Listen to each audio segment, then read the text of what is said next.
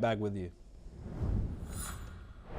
Now, moving on, Russia has condemned the latest incident off the coast of Cuba, which involved a Florida-registered speedboat, describing it as an aggressive provocation by the United States. The incident, which took place on Wednesday on the 25th of February, saw a group of exiles sail into Cuban waters and open fire on a Cuban patrol.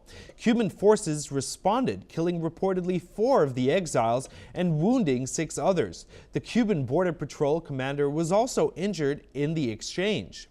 Russia's Foreign Ministry spokesperson Maria Zakharova has accused the United States of intentionally escalating the situation, with the goal of triggering a conflict.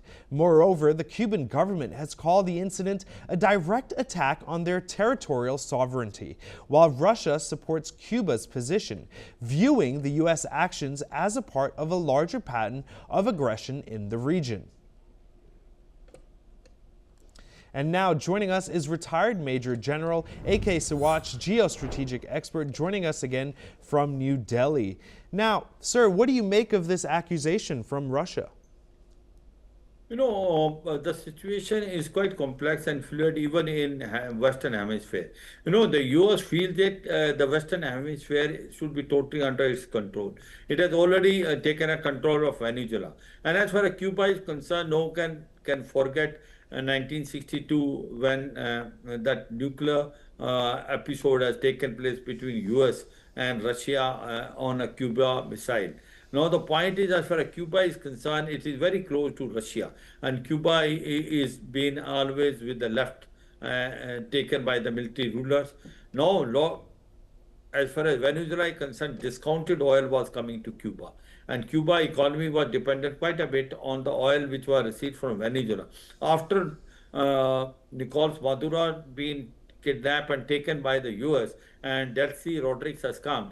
And now this Cuba is not getting any oil from Venezuela. It is already hitting the economy of Cuba. And now US is putting tremendous pressure. It wants a regime change in Cuba. It wants a regime which is pro-US. And that's the strategy which the US is now following. It is putting tremendous pressure on the Cuba. It is now trying to target their ships, target their boats which are going in the sea. Basic aim is to make sure that somehow it will able to change the regime in Cuba. Does they do some sort of action what they did in Venezuela? The time will tell. The chances seemingly looks to be less because Cuba is totally in support given by the Russia. Russia will react to it. But yes, as on today, the situation is quite volatile and US will try to put pressure on Cuba and try that its regime is changed as soon as feasible and a regime which is pro-US comes there so that, you know, Western Hemisphere, the total control is of US in time to come. Stay with us, sir. We'll be right back with you. Moving on, Cuba has announced that its Coast Guard foiled an attempted infiltration from the United States, firing on a Florida-registered speedboat near its shores. In a firefight, 4 people were killed and 6 were injured. According to Cuba's Interior Ministry, the attackers, all Cuban nationals living in the U.S., intended to carry out a terrorist attack. The authorities found assault rifles, handguns, Molotov cocktails, and military gear on the boat. Listen in.